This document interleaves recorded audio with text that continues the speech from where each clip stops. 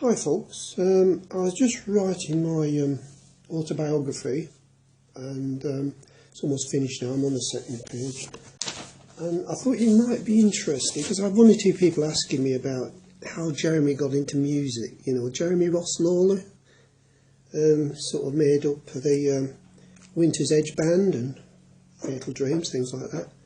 Well, as I was writing this, I suddenly realised there's quite a lot of info regarding the Lawler family's musical traits.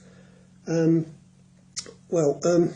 of all, I was a very quite famous triangle player in my time, and triangles play a lot of parts in my family. It goes back a long way. I mean, I used to play what's that rendition of Brahms' Third Movement of the Fourth Symphony. You've probably heard of it. I've forgotten most of it now, but I knew it at the time. My father played. He played in the Lancashire County Council Ensemble, whatever that means. If I spelt it right, it's French, isn't it? Ensemble. And my great grandfather, well, he played bass triangle in one of the Southern Ireland orchestras.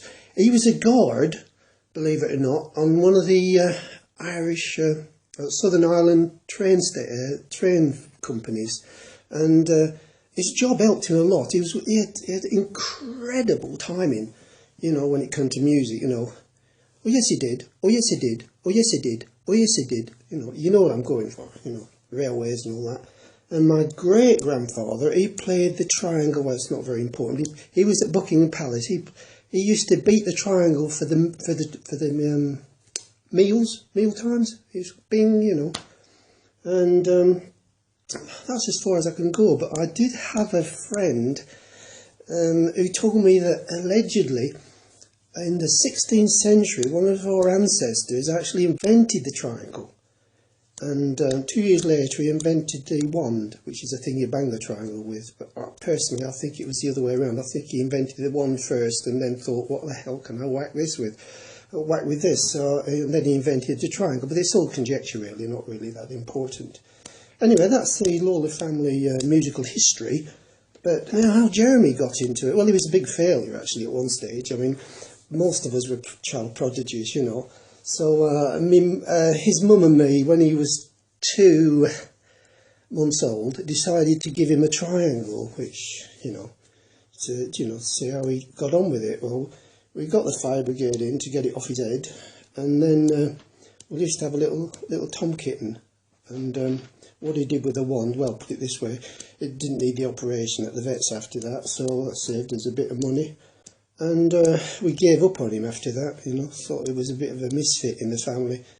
And then a strange thing happened. When he got to about 9 years old, he started biting his nails. And you could say that was the start of his musical career, really, because it was quite a serious problem. And we didn't know what to do with it. You know, how could we cure him? So we decided to we used to put some horrible gunky stuff on their fingers at that time, and it tasted horrible. But it didn't work with him because he used to bite his fingernails and spit them out. He even tried Marmite. Well, that was a big mistake. But anyway, after that we came up with a brilliant idea.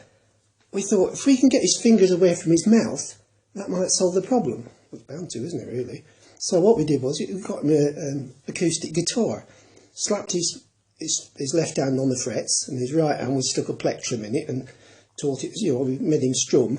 And he took to it like a fish to water. You know, he really did get on well with that. And it cured him. You know, made a hell of a racket. You know, he had to suffer like hell for a while, but it cured his biting his nails. And then, well, the rest is history, I suppose. Well, his story anyway.